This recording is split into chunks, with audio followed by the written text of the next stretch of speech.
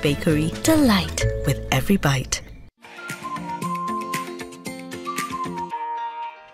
My name is Jacqueline Olwa.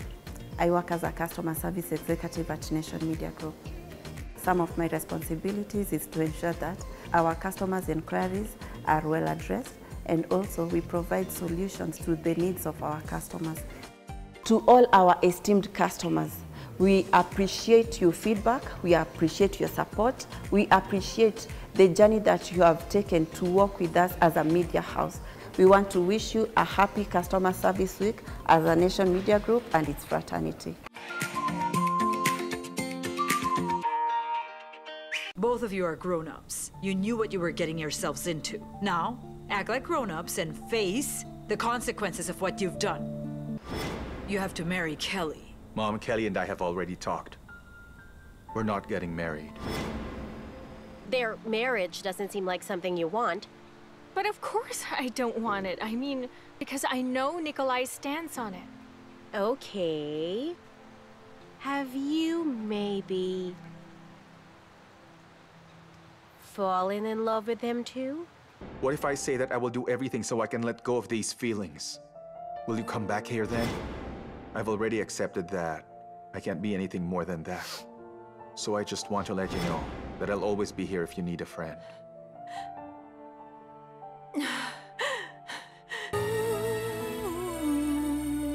Where did you come from? Come. So this is where the magic happens. This is for you kids. Taste the magic with our festive cakes from DPL Festive Bakery. Delight with every bite. Pata taarifa teke teke na e-paper. Stay in the know on the go. Getting the full story bilangori. To sign up, choose your preferred subscription. Use the promo code SUBZ22 to get 20% off and pay. Get your favorite newspaper and enjoy the truth anywhere, anytime. For inquiries, email epaper@ke.nationmedia.com or call 0790 111 111. Subscribe today and get your taarifa teke teke. Kuna mbomu 15 pounds. Nachukua mbomu. Zinakwenda. Nahitaji diaper. Kimeumana. 39. 40,000 shillings. Namba 3. King Kong.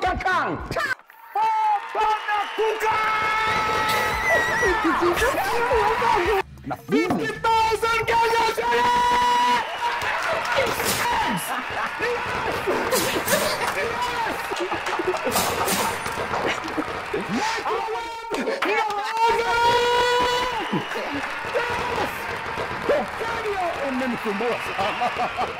Grand, mega.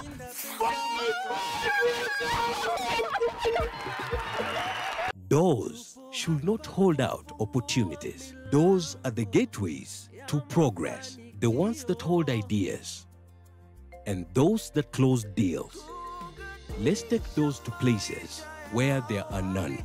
Let's open big doors that harbor progress. In all the places that we are, KCB ni yangu. KCB ni yetu. KCB is mine. KCB ni yetu. For people, for better.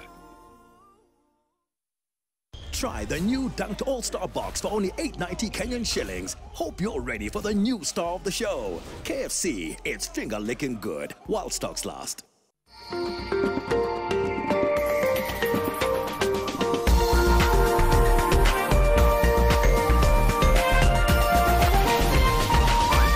This is NTV.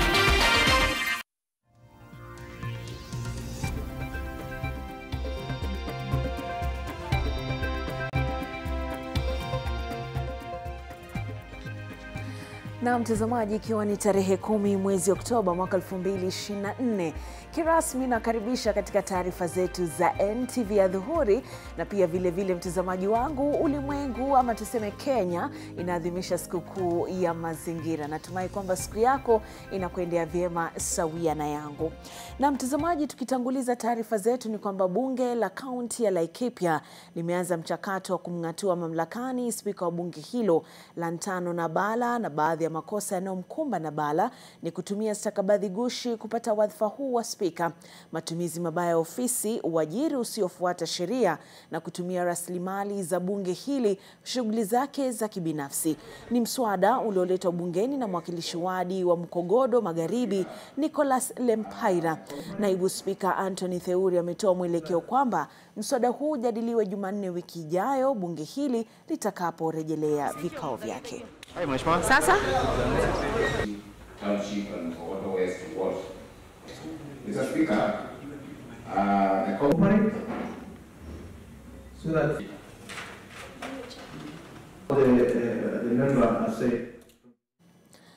na katika kaunti ya Kirinyaga, familia moja inaomboleza kifo cha mwana wao huku wakisaka haki baada ya kupatikana amebakwa na kuuawa. Kulingana na familia, msichana huyo mwenye umri wa miaka 25 alitoweka kijijini Mukangu katika kaunti ya Kirinyaga siku ya Jumapili, na familia yake imekuwa ikimsaka wiki hii. Sasa familia yake inadai kwamba waliopata mwili wa binti wao ukiwa umetupwa karibu na boma la mpenzi wake, wakiongeza kwamba mwili huo ulikuwa umefunikwa na majani ya mgomba wa ndizi. Shangazie marehemu ameongeza kwamba alisikia sauti za nduru za majirani wakidai kwamba kuna mwili uliozikwa sehemu ya shambani kabla ya kugunduliwa kuwa ni mwana wao. Afisa askari akatuuliza, walipofika wakatuuliza kama tunaweza kumsaidia kumbeba kutoka hapo hivyo chini. Tuliweza kupatiwa gloves, nikampendua nikiwa wa kwanza.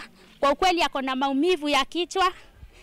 Amedungwa hapa hivi, amegongwa kabisa kichwa, na hata mguu kuna mahali amechomwa. Hivyo tu ndio tumeona ndani ya mwili wake, na anaonekana hata alikuwa ameshikwa cha nguvu, maana suruali zimeshatolewa ziko kando, na hata bra yake ya juu ya matiti iko kando.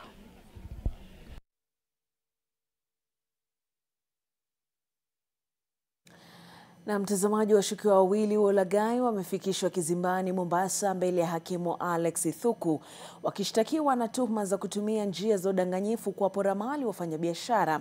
Inadaiwa washukiwa hao Tabitha Wangeshi na Wycliffe Nyamanya wamekuwa wakizuru maduka ya kuuza bidhaa katika sehemu tofauti huko Mombasa, wakisema ni maafisa kutoka shirika la kuthamini ubora wa bidhaa nchini KEBS. Walikamatwa mtaani Kadzandani wakiendesha ulaghai huo, na maafisa wa EACC wakisema kuna wafanyabiashara tayari ambao wametapeliwa kati ya shilingi 20,000 hadi 50,000. Cha kustadhabisha zaidi ni kwamba washukiwa hao wanakuwa wakitembea na maafisa wa polisi waliojihami kwa bunduki katika shughuli zao, ikisemekana wanatumia vyeti gushi kuwadaa wakuu wa polisi ili wapewe maafisa wa kuandamana nao. Kesi hiyo itatajwa tena Ijumaa wiki hii. Yes, you.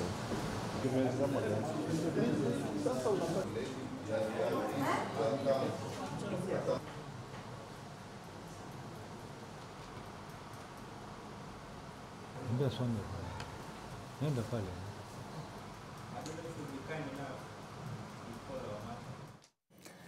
Na hayo yakijiri, viongozi kutoka kaunti ya Kilifi wamekashifu serikali kuu kwa jinsi inavyotekeleza mfumo mpya wa afya SHA, wakisema kuwa umewahangaisha wagonjwa wengi, hasa wale wa magonjwa ya dharura kama vile saratani na figo. Wakizungumza katika hafla ya kuzindua ujenzi wa kitengo maalum cha kina mama na watoto katika hospitali ya kaunti ndogo ya Malindi, viongozi hao sasa wameitaka serikali kuu kutoa mbinu mbadala ili kuokoa wagonjwa kutoka kwa shida wanazopitia. Gavana Gideon Mung'aro pamoja na mbunge wa Malindi Amina Mnyazi na mwakilishi mwanamke Gertrude Mbeyu sasa wanataka ule mfumo wa NHIF kurejeshwa.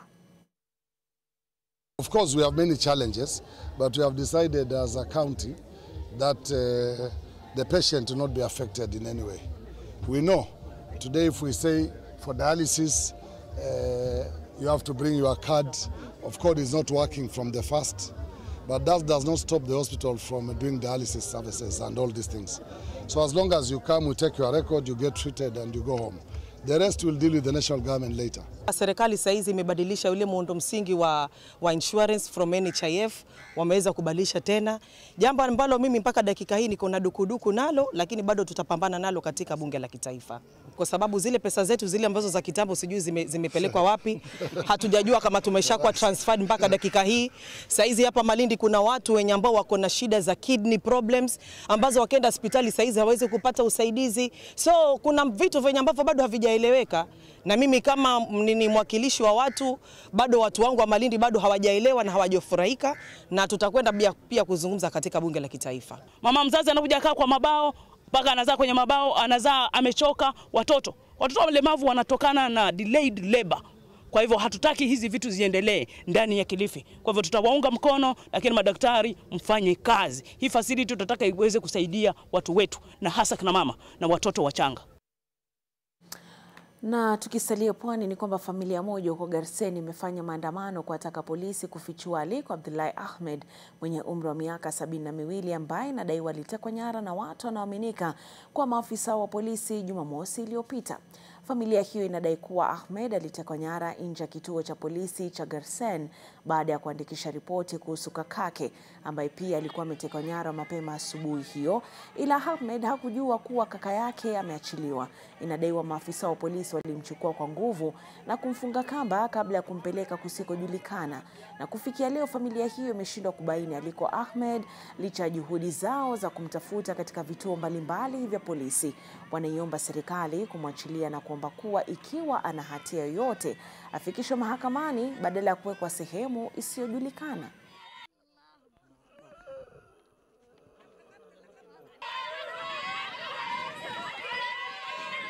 Kufikia saizi tumejaribu kuongea na vitengo vyote vya usalama ikiwemo National Intelligence Service, na tuliongea na DCI na National Police, na wote wamesema kuwa hawajamuona mzee. Na hatujui mzee ameenda wapi na kosa lake ni gani, kwa sababu ameshikwa mbele ya polisi. Sasa sisi tunataka kujua mzee yuko wapi. Sijui kama anakufa, sijui kama iko hai, tena iko na pressure mbaya, hakuna maisha ya kuonekana kitu. Amedhulumu sana babangu. Sasa sisi serikali kama unasaidia kama sisi kwa watu wa Kenya, tafadhali. Kwanza leo John mtolee baba kama iko na kesi mbeleke mahakamani. Na hayo yakijiri, serikali na taasisi za usalama imetakiwa kushughulikia kwa usahihi swala la bidhaa gushi nchini ili kuimarisha biashara halali. Naibu gavana wa Machakos Francis Mwangangi amesema hali hiyo imeathiri vibaya baadhi ya biashara, huku wateja wakipata mahangaiko na hasara kubwa. Aliyesema hayo Mwangangi katika mji wa Machakos wakati wa ufunguzi rasmi wa chumba cha maonyesho kinachohusishwa na kampuni moja ya uchakataji mabati, na alisema utamaduni wa bidhaa gushi nchini unapaswa kuwa historia na kufungua mapambazuko ambapo bidhaa zote zinastahili na ni za kweli, huku akisitiza nia na ari ya kaunti ya Machakos kukuza biashara zaidi. We need to deal ruthlessly with counterfeits. These facts, they need to be dealt with.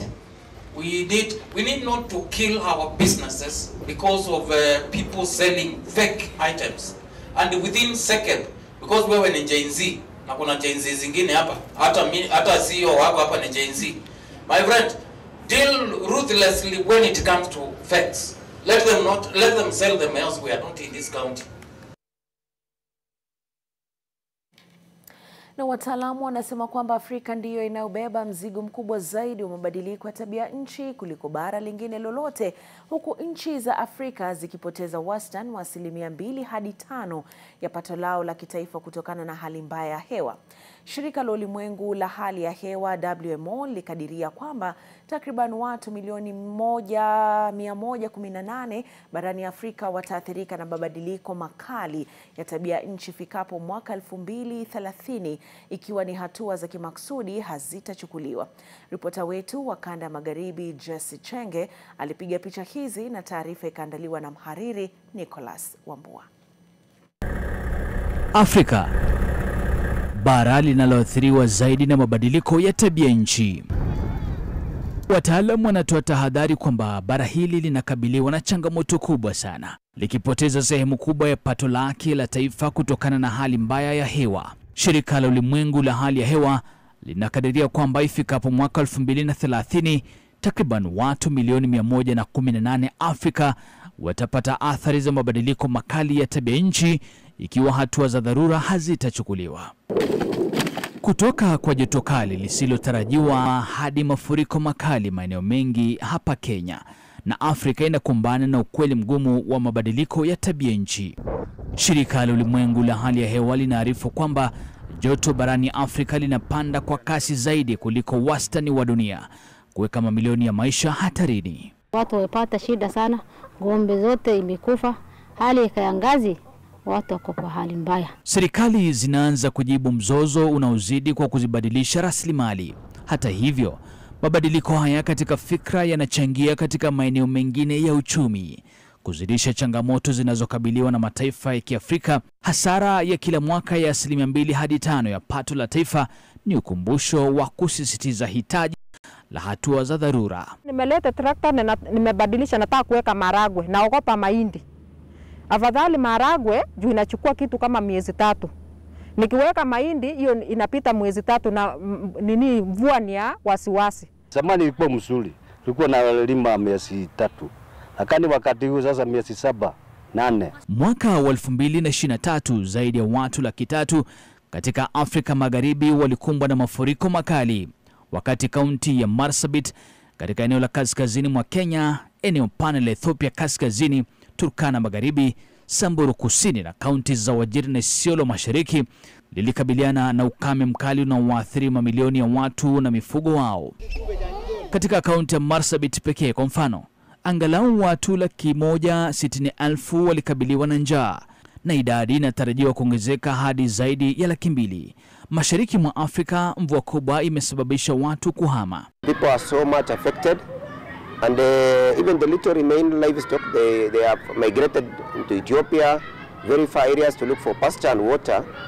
And that has led to now, especially our young children and pregnant and lactating mothers, not to be able to get whatever they have been depending before as a livelihood. That has contributed to a lot of malnutrition cases. The sole source of these people is being wiped out by the drought. Especially cattle have died in large numbers. The water sources have dried up, and families are being displaced from their original villages, original place, because of the effect of this drought. Gharama ya mabadiliko ya tabia nchi ni kubwa. Kenya ni mojawapo ya nchi zinazokabiliwa na makadirio yanayopendekeza kwamba gharama ya kila mwaka ya kuzuia zinaweza kufikia mabilioni ya dola. Shirika la Ulimwengu la hali ya hewa linapendekeza jitihada za pamoja katika kukabiliana na migogoro ya tabia nchi na kuunda mustakabali imara kwa Afrika na zaidi tunaposonga mbele katika hali mpya ya mabadiliko ya tabia nchi. Nicholas Wambua, NTV. Asante sana mhariri Nicholas Wambua, ni fahari sana kusikia sauti yako. Mtazamaji, tukisonga mbele katika pumzi hiyo ni kwamba huku taifa likisherehekea siku ya mazingira, wanajeshi kutoka NDC kwa ushirikiano na shirika la msitu nchini KFS pamoja na wakazi kutoka Kikuyu wameungana katika kupanda miti katika kidimbwi cha Ondiri. Na kulingana na naibu kamanda wa Meja Jenerali Stephen Mutuku, amesema kama wanajeshi wana ushirikiano na mataifa jirani ili kuhakikisha lengo la kupanda miti bilioni 15 nchini limeafikiwa. Pitet Ng'ang'a anayesimamia msitu katika kaunti ya Kiambu amehimiza wananchi kupanda miti na kutunza misitu na kuongeza kwamba kidimbwi cha Ondiri ndicho chanzo cha mto wa Nairobi na vile ni chemichemi ya maji kwa wanaoishi karibu na kidimbwi hicho. Na kwa mujibu wa wanaohifadhi kidimbwi hiki, wamehimiza Wakenya kutochafua mazingira kwa kuhakikisha kwamba miti inayopandwa umeitunza ili kuzuia kukauka kwa kidimbwi hicho. National Defense College, we have participants from other countries. Currently we are having from about 16 different countries, and others they still continue to plant. These are the ones who are on this side, which we were. So we have partnered with them, and they have appreciated that effort, and they are seized to ensuring that during their stay, the trees they have planted they see them grow. This swamp is very, very important to many communities because it is providing water to many of us. It's a source of Nairobi River, a source of Kiabagadi and many others. So this is why we've come today to celebrate Mazingira Day here at Odere Swamp so that we can as well participate in the exercise. Mtazamaji, katika pumzi hiyo ya kutunza mazingira, basi pia niruhusu nichukue mapumziko mafupi, nitarudi na mengi zaidi katika meza yetu ya NTV Adhuhuri.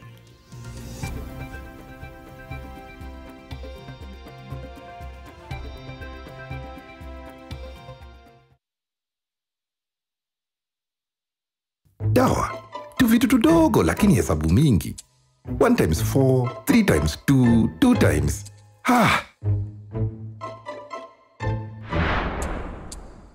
Umepitisha limit ya dawa. That's a tough pill to swallow. He's now wondering why he doesn't have Shwari medical cover. Una access full limit kutumia unavyohitaji. Ukiwa na Shwari, utawahi sikia umepitisha limit ya dawa na bado kuna pesa imebaki. Bonyeza *371# kuchukua Shwari medical cover leo.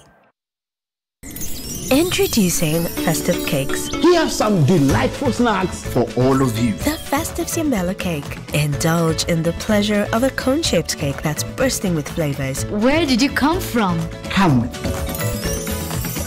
So this is where the magic happens.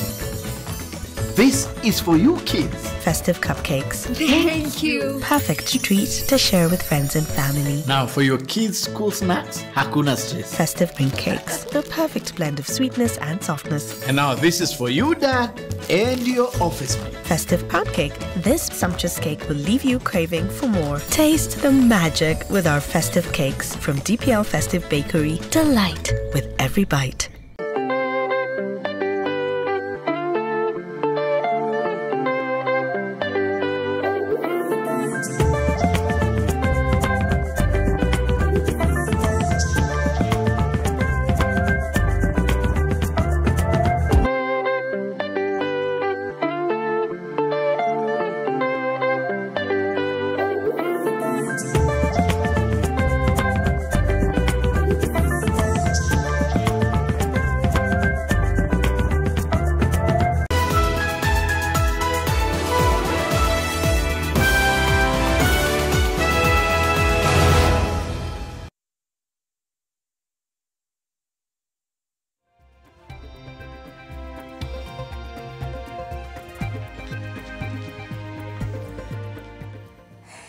Karibu tena mtazamaji, tuendelee na taarifa zetu za NTV Adhuhuri. Wanafunzi kutoka shule mbalimbali katika kaunti ya Homa Bay wamepata afueni baada ya serikali ya kaunti hiyo kuanza ujenzi wa madarasa kwa lengo la kuboresha mazingira shuleni. Na kulingana na gavana wa kaunti hiyo Gladys Wanga, mradi huu kwa jina Ondoa Kaunda unalenga kuimarisha miundo msingi shuleni na hata pia kuwapa motisha wenyeji kuwapeleka watoto wao kupata elimu bora. Zaidi ya madarasa 160 yamejengwa kwa muda wa miezi mitatu Homa Bay.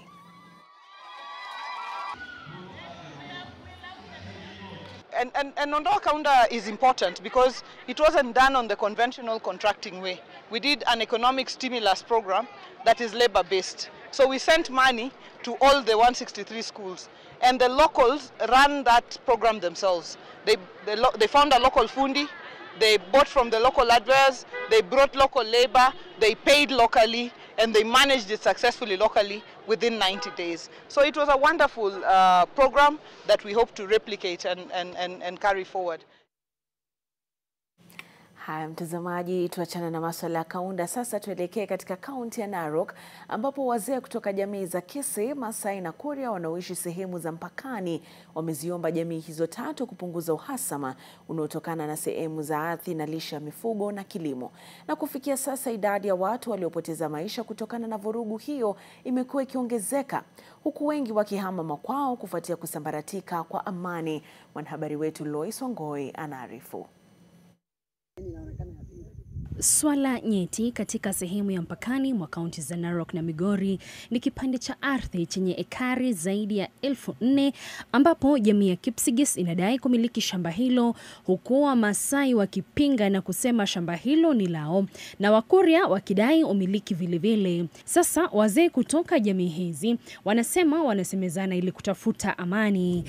Tulipoongea tukakubaliana ya kwamba Wamasai wachukue 1500 acres, sisi Wakale wachukue 1500 acres na tukakubaliana. Shamba hili tata limejitandaza kutoka kaunti ya Narok hadi Migori na lina rotuba nyingi, na kwa upande mmoja shamba hilo linagusa kusini mwa Luo Nyanza na hivyo basi kusababisha vita. Katika vita vya hivi karibuni watu 2 wamefariki. Kabisa. Tuishi, tunataka Masai Kipsigis, na tukipata mtu kabila ingine amekuja kununua, tutaishi kwa amani. Kabisa. Sababu hii Kenya na inji iendelee ni watu kuungana. Ili inji iendelee kwenda juu. Kabisa. Kufuatia jitihada za wazee wa jamii tata kusemezana, wahalifu 18 wanaochochea ghasia baina ya jamii hizo wamekamatwa na kusalimishwa kwa polisi, huku serikali ikijenga kituo cha polisi wa kitengo cha GSU katika sehemu hiyo ya mpakani ili kuchochea amani. So jamii ya Masai na Kipsigis tushikane na tuendelee, na wale Wakuria atakuja kuomba sisi akifuata sheria. Hatutakuwa na wivu. Luis Wangoi, NTV. Na wakazi wa Githurai eneo bunge la Roysambu wana sababu ya kutabasamu. Hii ni baada ya ukarabati wa daraja lililosombwa na mafuriko mapema mwaka huu kamilika. Daraja hili linaunganisha soko la Githurai na mtaa wa Soweto. Baada ya kubomoka, wakazi waligeukia reli kama kivukio chao mbadala, hali ambao ilihatarisha maisha, hasa wakati ambapo wanakutana ana kwa ana na gari moshi. Wanashtumu viongozi wao kwa kutojali hata baada ya maafa kutokana na hali hii. Wanaeleza kuwa imewagharimu hela kidogo tu kujitafutia suluhisho, ingawaje si la kudumu, angalau suluhisho kwa sasa.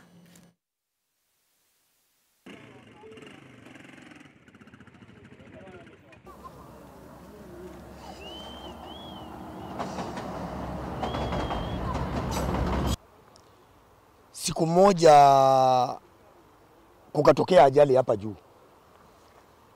Treni ikakuja ikapata watu 3 hapo wakivukisha pikipiki. 2 wanaume na mmoja alikuwa mama, alikuwa anapelekwa kliniki akiwa mjamzito. Treni ikagonga hiyo pikipiki, ikagonga hao watu wote 3, wakaingia huko chini kwa maji. Unfortunately huyu mama kubebwa kupelekwa hospitali akaaga dunia siku hiyo. Hakuna pesa ya serikali imetumika hapa. Tumejaribu kwenda kwa viongozi ambao wameelektiwa hapa Roysambu, wakatuambia serikali haifanyi kazi na miujiza. Ama si ukweli? Ukweli. Na sisi tukasema kama haifanyi na miujiza, hatutagoja vifo vingine. Tukasema tutajitolea, tutumie pesa zetu, na tumetumia pesa zetu kujenga barabara na kujenga hii daraja. Na wawekezaji wa sekta mbalimbali za kibiashara nchini wameirai serikali kuweka sera mwafaka zitakazosaidia usawishaji wa viwanda na biashara nchini. Wakizungumza katika tamasha la tuzo la Super Choice za kila mwaka za kuwatambua na kuwatuza wafanyabiashara bora nchini, washikadau katika sekta hiyo walisitiza kuwa ipo haja ya serikali kuwapiga jeki wafanyabiashara wadogo ili mapato yao yaweze kukimu mahitaji yao, kwani hali ya uchumi imekuwa kali mno.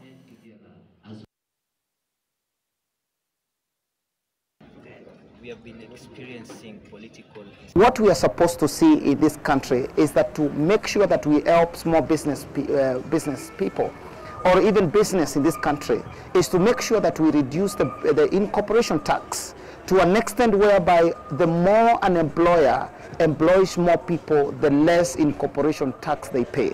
Government does not create employment, but it needs its citizens to be able to create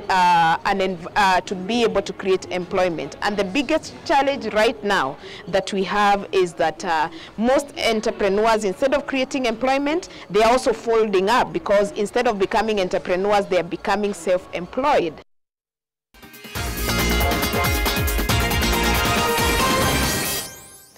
Tudunde viwanjani. Mshambulizi Michael Olunga atakiongoza kikosi cha taifa kitakachomenyana na Cameroon hapo kesho mjini Yaounde ugani Amadou katika mechi ya kufuzu kwa dimba la kombe la bara Afrika. Kikosi hicho cha wachezaji 24 kitasafiri leo kuelekea Afrika Magharibi kwa mechi hiyo miwili. Mchezaji Alfred Scriven ambaye anaichezea klabu ya Bryn FK nchini Norway amejumuishwa katika kikosi hicho. Na mwenzake Adam Wilson ambaye husakata dimba nchini Uingereza katika kikosi cha New Saints pia amechaguliwa na mkufunzi Engin Firat. Mechi ya marudio itachezwa Jumatatu ijayo tarehe 14 katika uwanja wa Nambole mjini Kampala.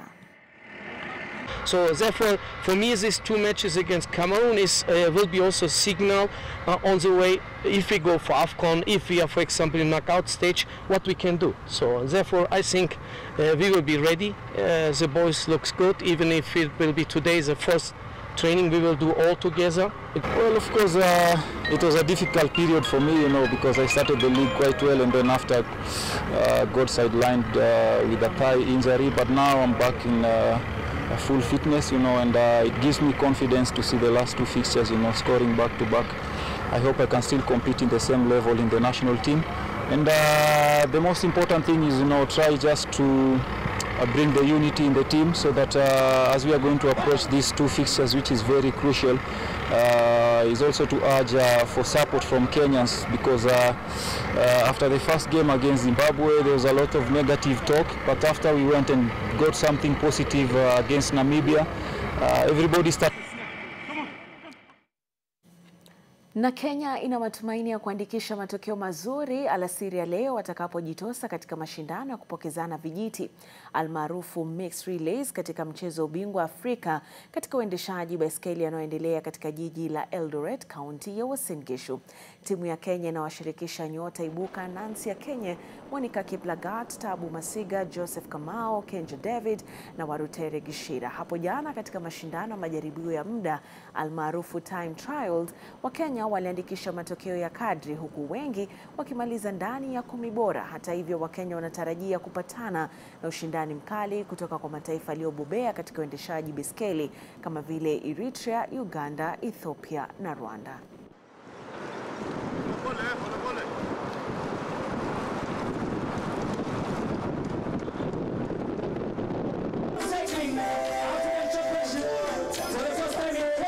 To be here, the county government of Nandi, county government of Uasin Gishu, which is also part of this. We actually are very.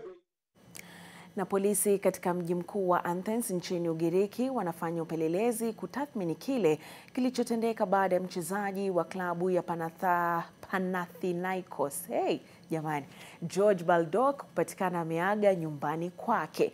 Inasemekana kwamba Baldock ambaye ana asili ya Uingereza na Ugiriki alipatikana katika bwawa la kuogelea akiwa katika hali mahututi. Polisi waliofika hapo walijaribu kumfanyia huduma ya kwanza lakini hawakufaulu. Baldock alikuwa na umri wa miaka 31 na alikuwa amejiunga na klabu hiyo mwezi Mei baada ya kuiaga klabu ya Sheffield United ambayo ilishushwa daraja msimu uliopita.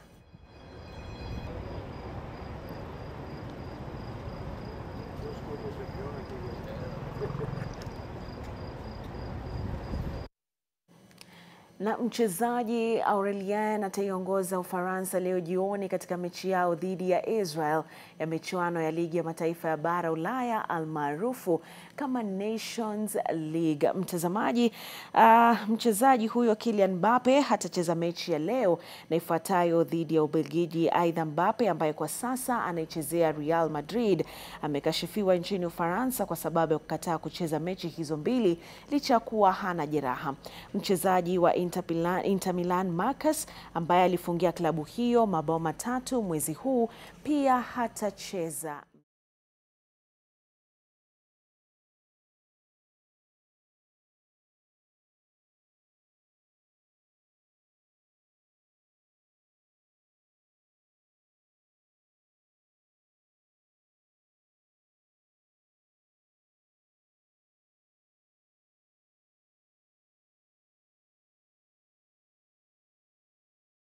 Sport itabidi niwe radhi jamani, si mdomo wangu. Lakini mtazamaji wangu, kufikia hapo sina la ziada, nakamilisha taarifa zetu za NTV Adhuhuri.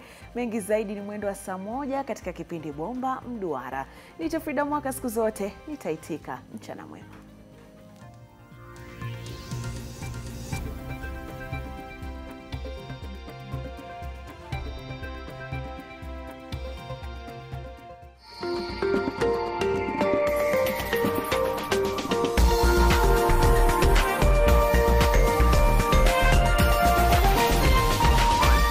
This is NTV.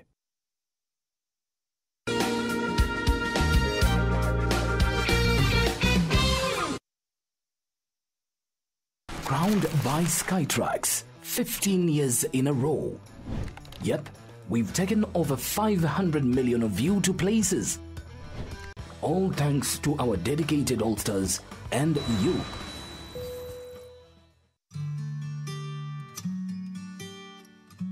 Live in the moment, live a little today. What'll happen tomorrow? Who's to say? Life's too short to just be living. Life's a precious gift, so keep believing. Try the new Dunked All-Star Box for only 8.90 Kenyan shillings. Hope you're ready for the new star of the show. KFC, it's finger-licking good while stocks last. Acne-prone skin? Marks? Stop. Try new Garnier Charcoal Serum with 4% AHA, BHA and charcoal. The first black serum with no residue. Clinically proven to reduce pimples and acne marks. New Garnier AHA, BHA Charcoal Serum. Approved by dermatologists by Garnier Naturally.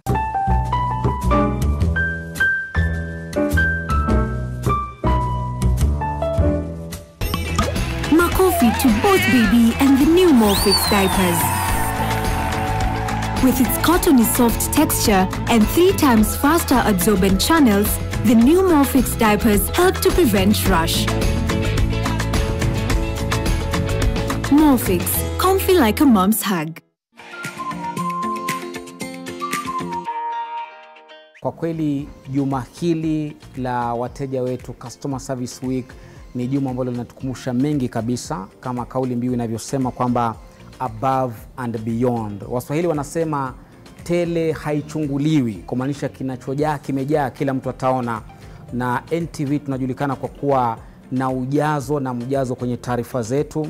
Stesheni ama kituo na idhaa ambayo inatoa taarifa kuntu za kuaminika na tendeti. Na huo ndio ubora wetu, na ndivyo tunavyojulikana, taarifa ambazo haziegemei upande wowote na taarifa ambazo zimeshiba. Mteja wangu ni mtazamaji ambaye ndio hadhira lengwa ya NTV, apate taarifa nzuri, taarifa ambazo zitamtia moyo, taarifa ambazo zitamfunza, taarifa ambazo pia zitamchangamsha, kukutia katika pahali ambapo pia wewe utafurahia nafsi yako kwamba ala, kumbe Kenya na ulimwengu kuna mazuri.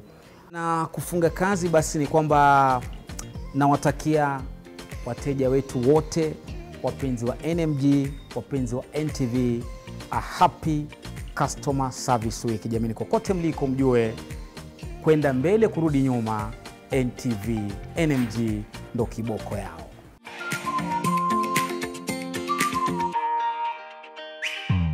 Angela is pregnant? Yes, she is, sir. Is Alvaro's or Leonardo's? It's Mr. Alvaro's. The last thing I want is to have a baby with Angela. Goodness. I mean, you don't even know if it's yours. It's my baby, of course. Who else would it be? It could be Leonardo's. No way, she barely knows that guy. You don't have the slightest idea about the situation. You don't know that Alvaro has a wife, do you? He has now. But what about later on? Listen, you must learn to play your cards for the long term, just like I do. Cleverness should be your only guide. And soon, Leonardo will fall for you. You almost have him. You are the one. Where did you come from? Hamlet. So this is where the magic happens. This is for you kids. Taste the magic with our festive cakes from DPL Festive Bakery. Delight with every bite.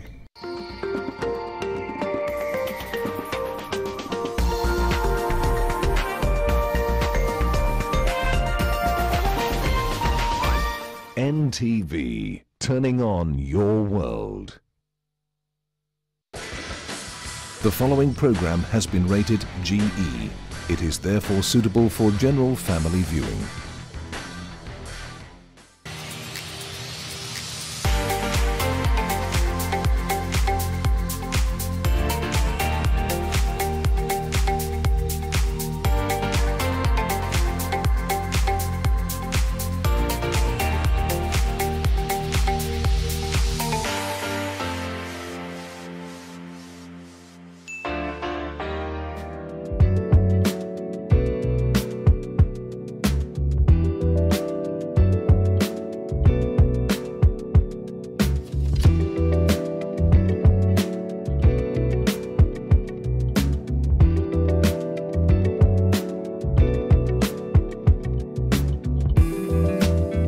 This is where your beauty is cherished, your wellness is prioritized, and your heart is treasured. And today we're going to be talking about something called acrocordons, and they're popularly known as skin tags. We want to understand what causes skin tags. Do you really need to remove skin tags? And some of the issues that may be caused by skin tags, okay? And to help us with this conversation is Jean Kinuthia from You Glow Aesthetics, and we're so excited to be here again with her. You've seen her, she's a crowd fave, and we're here again. Hi, Jean. Hi, Tracy. How are you? I'm good. Thank you so much for having us, as always.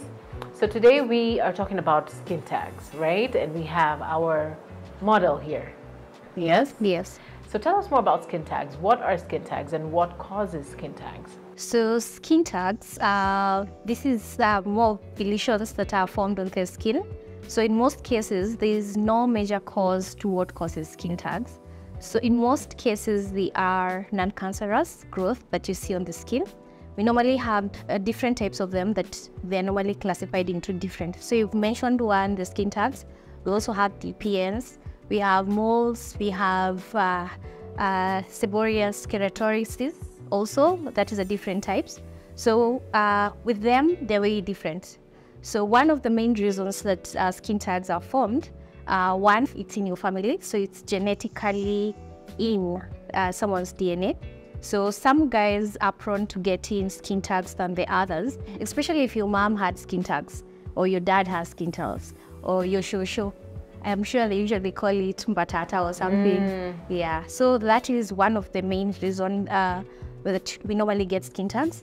The other reason is that in some parts of the area, there's a lot of frictions. So you'll easily find them around the armpits, on your private parts, maybe around in your neck. So they normally vary. So that is another part or reason why we normally get them. One of the other reasons is as we grow, the amount of collagen. It's also believed that as we age. So have you ever seen a child with a skin tag? I actually have not. I haven't, yeah. Yeah, you haven't. So in most cases, as we grow old, especially from the age of 40, that's when you start seeing skin tags. So maybe throughout your year, you will notice you've never even experienced. But as you aging also, that also increases the chance of you getting them. You can only see them in children, maybe if in parts that they normally get more rubbing, but in most cases it's not as common as compared to when you get older. Right. Yeah. Since you've dealt with so many patients or clients who have skin tags, right? Do they cause discomfort, or why do people want them removed? So most of the time is because of cosmetic beauty. So we just need them removed because you just want to, most of the time when you wear your makeup and you have the skin tag, it doesn't settle in or stays on the skin in a good way. But there is no harm with having them.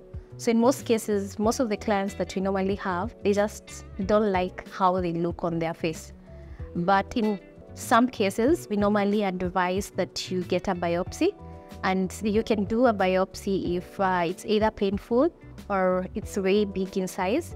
So in that time, we normally advise you to go do like a biopsy first before we remove them to see if they are cancerous. Right. Yeah. So this is the only way that you could treat or rather remove skin tags, or are there any other methods that you could use? So we normally have different methods that you can use. Starting with the home remedies, we have oils that are believed to control the the blood flow on the skin tags. So when there's no blood flow, in most cases they normally Falls off. Okay. Yeah, and maybe in some cases, depending on how they look, they normally even fall off on their own due to friction. And the other thing, we normally have now different professional ways of removing them. So one of them is cryotherapy. So for the cryotherapy, is normally we use nitrogen gas to cold burn them. So we use nitrogen, which provides a cold feel on the skin tag to remove them. And then of course we have the other option, which is for laser electrolysis. So for electrolysis, it's where we normally use heat to burn them, and then when you burn it, it falls off and heals. Right. And that is what you're going to use for today. I also noticed hers are not, because when I think about skin tags, I think of the ones that look like leaves, like small tiny leaves, and hers are not like that. Are they still considered skin tags? So in most cases, skin tags at an early stage, they're normally flat on the skin, but as they progress, you will realize that they will have like a stalk in between. So that is a skin tag. But at this point, you can either put them as a mold, a DPN, or now maybe an early stage of a skin tag. So as usual, we'll do a double glove. And this is because sometimes, in most cases, there's no blood involved, but just in case. Yes. Yeah. Are there some people who bleed during the process? Rarely. But in most cases, they don't. Yeah. Lois, we are going to numb your skin for 30 minutes and then we're going to start. Can we start? Yeah. As you can see, consent is a very important principle. So in everything, make sure that you have consented to whatever it is that you're about to do. So we're going to do a very thin layer of the numbing cream. The active ingredient is the lidocaine. So that is what we're going to be using for today. So if you don't have a numbing cream, can you perform this procedure? I would prefer at least it's comfortable and because it can be a bit painful. Okay. So it's easy if at least the client, you prep the skin for that. I'm sure there are some guys who would normally prefer without numbing cream, but at least to make it a bit comfortable, as much comfortable as we can, it's best if we at least numb the skin for 30 minutes. Yeah. And I'm sure you'll ask me, how much pain will it be? So the pain tolerance for every client is very different. Yeah. So it's maybe someone that maybe will need to do a bit more, maybe like 40 minutes. For others, 20 minutes. So depending. And how long does the procedure take, the removal of the skin tags? So normally there's no time to eat. There's someone who will come in with just one skin tag, and the other person will come with so many from the face to the neck. So it depends with the number of skin tags that we are removing. Okay. Yeah. So we're going to give her 30 minutes and then we're going to come back to her. Okay.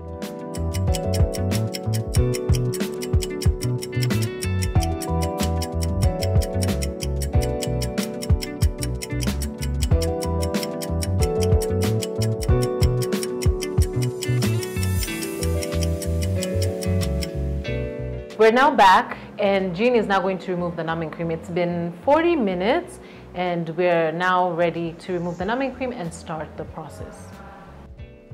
So how are you feeling, Lois? Okay. Are you feeling numb? Yeah. Are we ready for this? Yeah, I can't feel some of my part. Okay. Especially your lip? Yeah. Okay.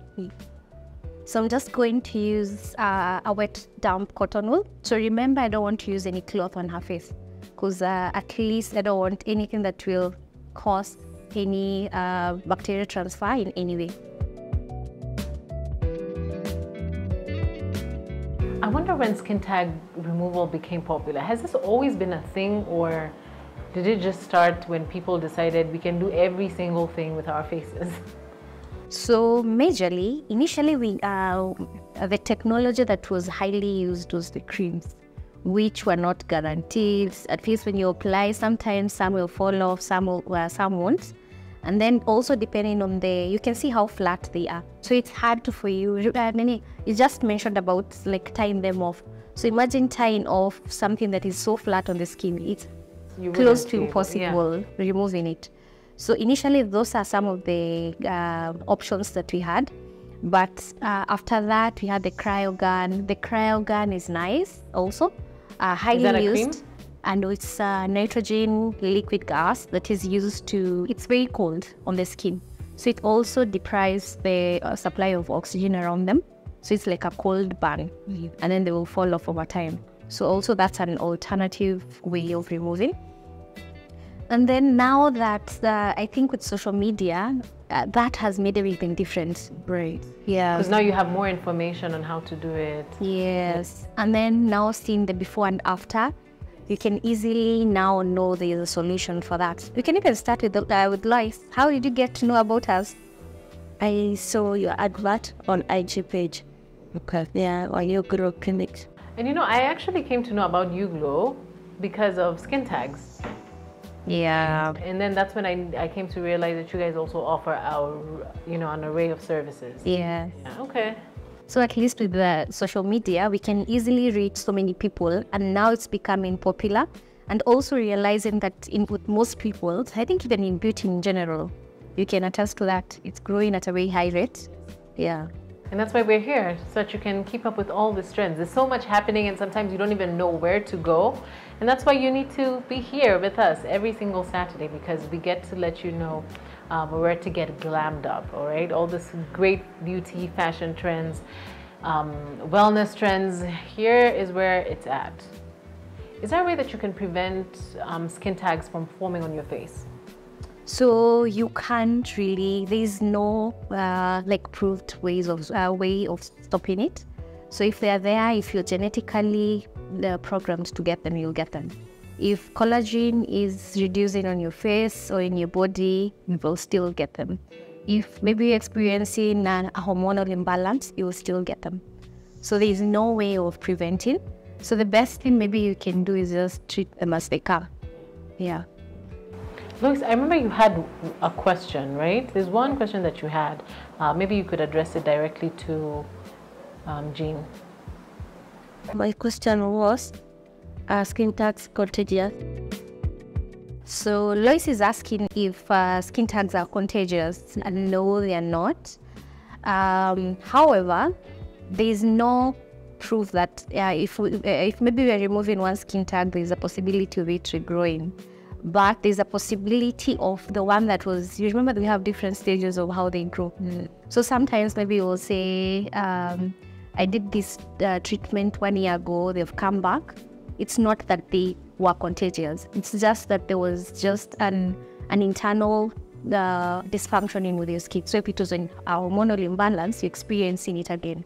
If maybe you had skin tags that were growing, now they have come to maturity and you can see them. But it's not that you are, or maybe if she touches you, you get it. No. When you check the skin tags under the microscope, what you see is skin cells. There's an overproduction of cells, and that's why you can see it's already protruded on the skin. And then the characteristic of collagen in that under the microscope, it's a bit inflamed more than normal. So yes, there's an imbalance with the collagen. Yeah. So there's an overproduction of something, which is what you're saying, the skin cells, and then the collagen also looks inflamed. Inflamed. Okay. Yeah. So I see that you have some sort of like needle. Yes. What is that for? This is what we normally use to like burn the skin tags away. So it's a one-use needle that we're going to use. Okay. Yeah. I said needle and I could see Lois's eyes just... Were you shocked? Yeah. I also didn't think I would see a needle. I'm so afraid of this. Oh, okay. I have much tension actually. You'll be okay. You'll be okay. So like...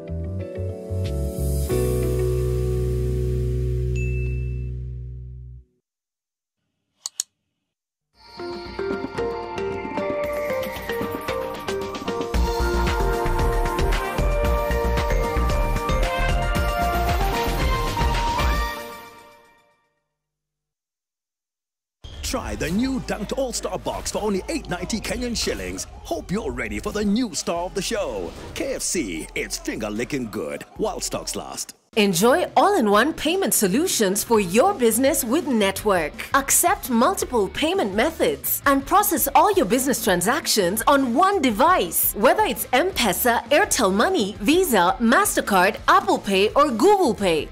Network does it all. It's faster, it's better, it's smarter. Get it for your business today by calling 0730-847-847. Every journey has its milestones, and each step you take reflects your confidence, resilience, and unwavering focus. And amidst the chaos, you've carved out your own path, defying the odds and inspiring those around you. You've overcome challenges and made your mark. Your story is a testament to innovation, leadership, and impact. It deserves recognition. Nominate yourself or someone who embodies greatness for the Business Daily Top 40 Under 40 Men 2024 title today. Visit top40.bdafrica.com to submit your nomination. This week on Cars with Big Boy Trev, we go all the way to Malaysia to review the Proton X70 SUV. We analyze its cabin comfort, innovative technologies, engine performance, fuel efficiency, and of course, give its value for money proposition against its rivals, the Renault Koleos and the Hyundai Tucson. Catch this and much more only on Cars with Big Boy Trev this Sunday at 5 p.m. only on NTV. Where did you come from? Come with me. So this is where the magic happens.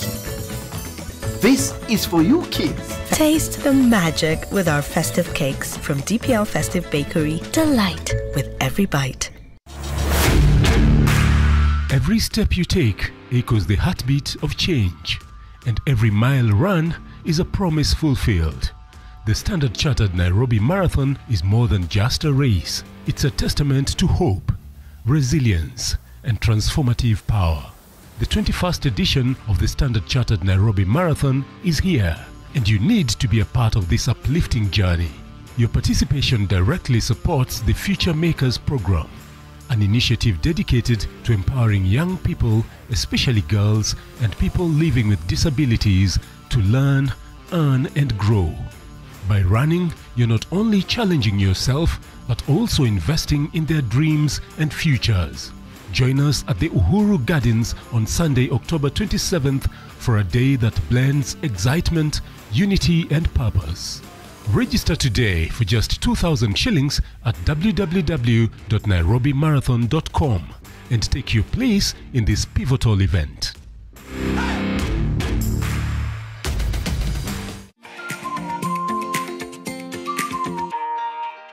Kwa kweli juma hili la wateja wetu Customer Service Week ni juma ambalo linatukumbusha mengi kabisa, kama kauli mbiu inavyosema kwamba above and beyond. Waswahili wanasema tele haichunguliwi, kumaanisha kinachojaa kimejaa, kila mtu ataona. Na NTV tunajulikana kwa kuwa na mjazo kwenye taarifa zetu. Stesheni ama kituo na idhaa ambayo inatoa taarifa kuntu za kuaminika na tendeti, na huo ndio bora wetu, na ndivyo tunavyojulikana, taarifa ambazo haziegemei upande wowote na ni taarifa ambazo zimeshiba. Mteja wangu ni mtazamaji ambaye ndio hadhira lengwa ya NTV, apate taarifa nzuri, taarifa ambazo zitamtia moyo, taarifa ambazo zitamfunza, taarifa ambazo pia zitamchangamsha, kukutia katika pahali ambapo pia wewe utafurahia nafsi yako kwamba ala, kumbe Kenya na ulimwengu kuna mazuri. Na kufunga kazi basi ni kwamba nawatakia wateja wetu wote, wapenzi wa NMG, wapenzi wa NTV, a happy Customer Service Week. Jamani, kokote mliko mjue kwenda mbele kurudi nyuma, NTV, NMG ndo kiboko yao.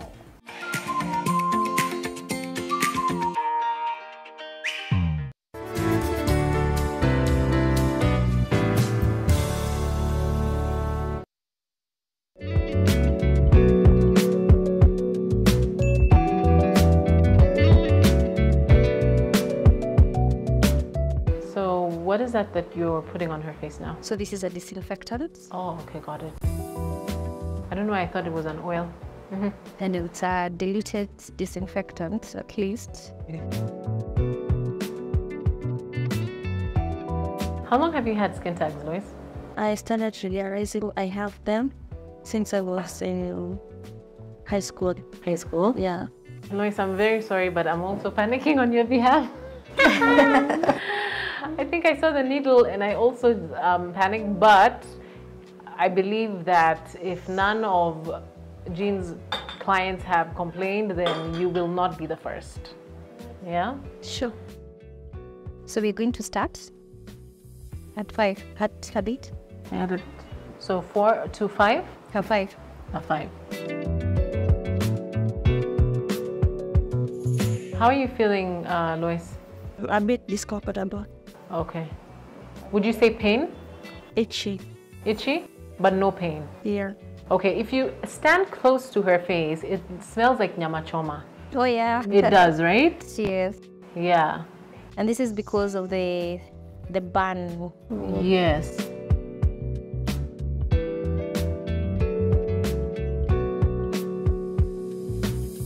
This is very interesting to me.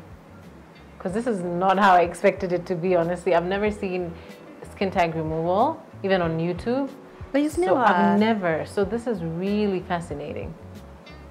So by the end of this process, will the skin tags be visibly gone? No. So for the first time, she will look, you remember now she's a bit numbed. Yes. So by the time she's leaving, the numbing cream will have gone down.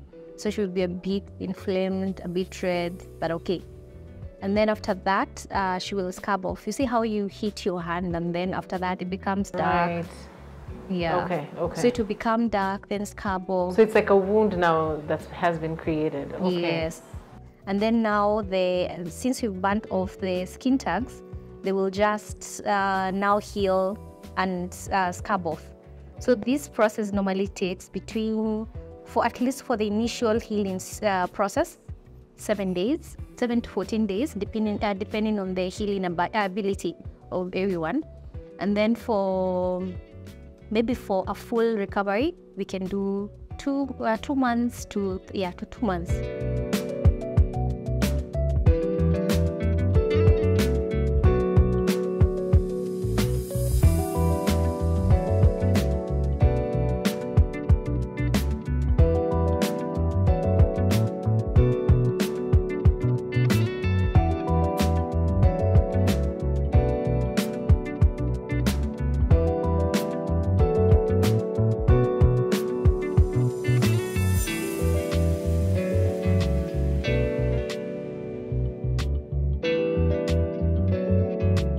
What are the chances of them coming back? So chances of them coming back is close to 0. The only thing that can happen, if they're hormonal, they can still come back anytime that you have a hormonal imbalance. And then if they're genetic, we normally have, I'm sure you've realized or maybe noticed, they normally start when they're very small and then they grow over time. So maybe as we are removing, there's some that are still growing. So depending on how much you can be able to, your body produces them, or maybe how prone you are to getting skin tags, that will also guide how often you're supposed to do the treatment. Can you see someone, or can you look at someone and say, this one might recur, or this one might not recur? In most cases, there's no way to know until maybe a few years down the line, they still come back. So imagine when you were pregnant, you had the skin tags. So that means the next time you're pregnant, the chances of them coming back is also high. And then also for maybe if someone is genetic, the chances of them coming back, depending on what stage of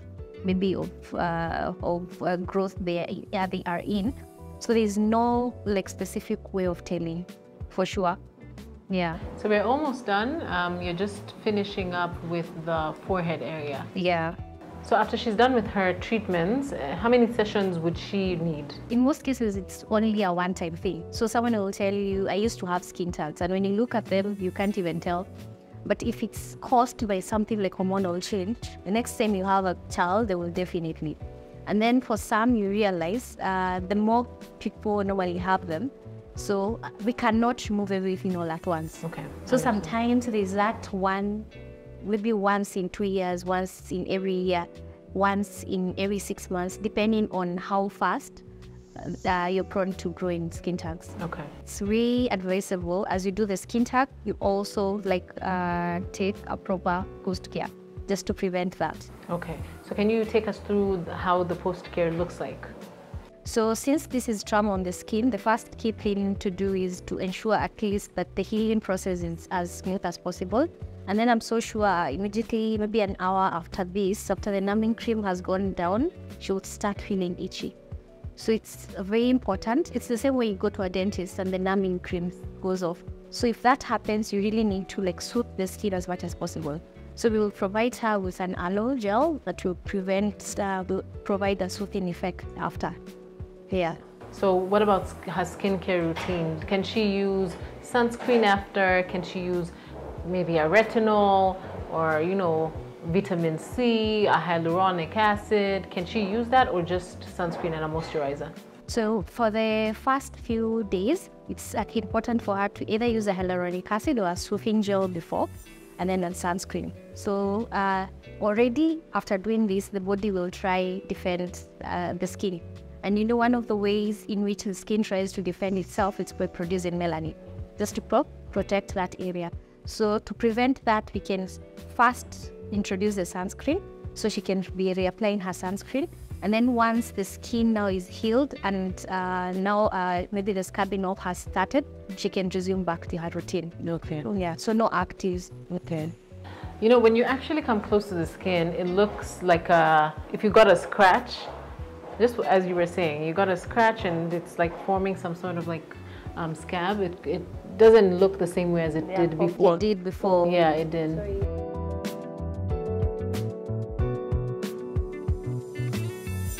Does that one hurt?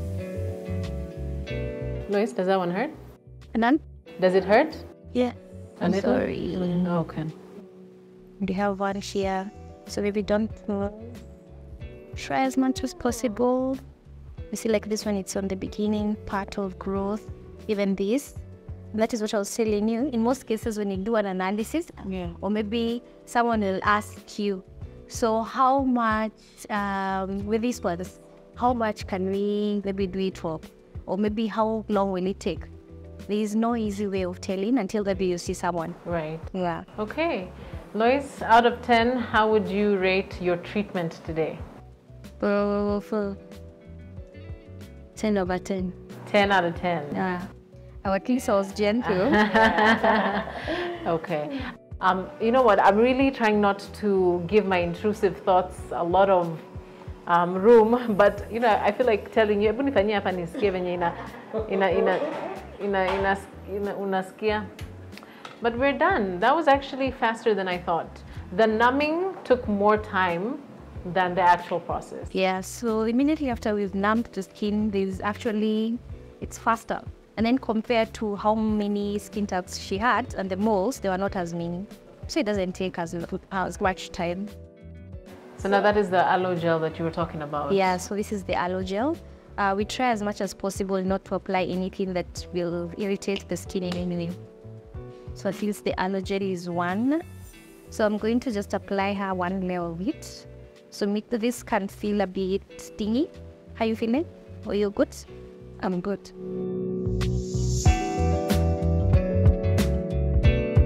So you will sometimes hear guys saying dry healing, oil healing. So it varies. They're both nice. We try as much as possible to avoid any active ingredient. So the best thing is just to soothe and protect. Soothe and protect. So the other thing that I'll do, I think Lois, sunscreen will be your best friend for a few days. And this is to protect you from pigmentation.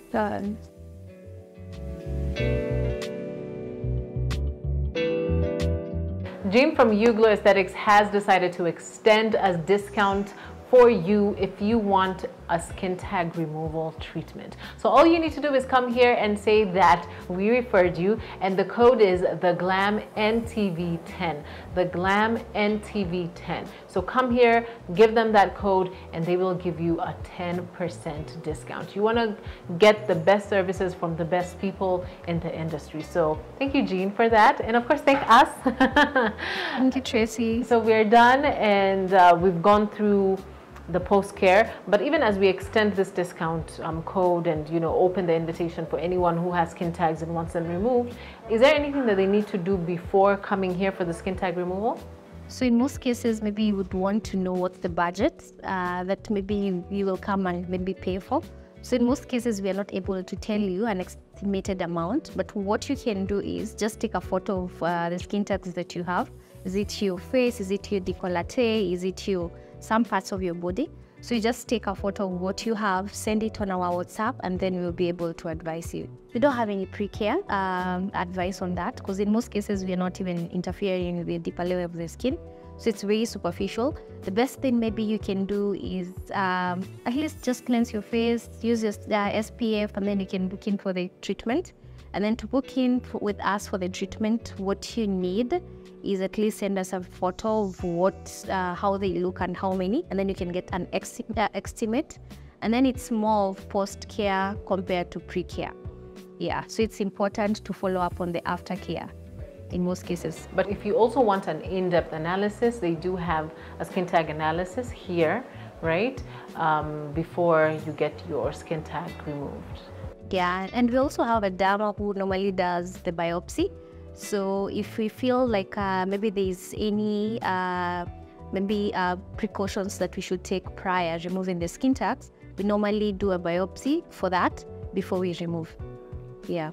Are there certain types of people that cannot do skin tag removals? I think you've asked a very good question. This treatment is not for guys who are keloid tendon.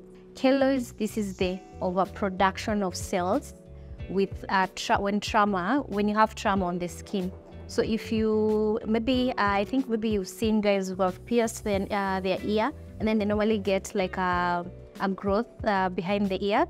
So with those guys, when you do such treatments, they are also prone to getting keloids, and we really avoid that. Also, the other thing that we normally try avoid is someone is pregnant.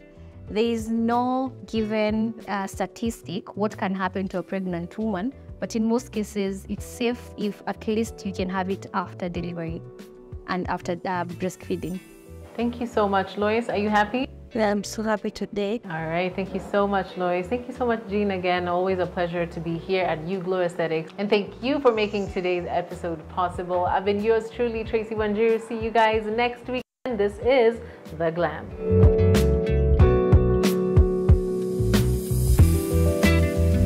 Are there certain types of people that cannot take? Are there?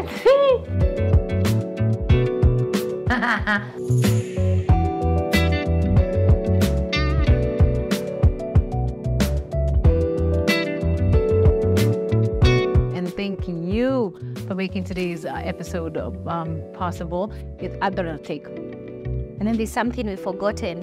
What happened? Forgotten?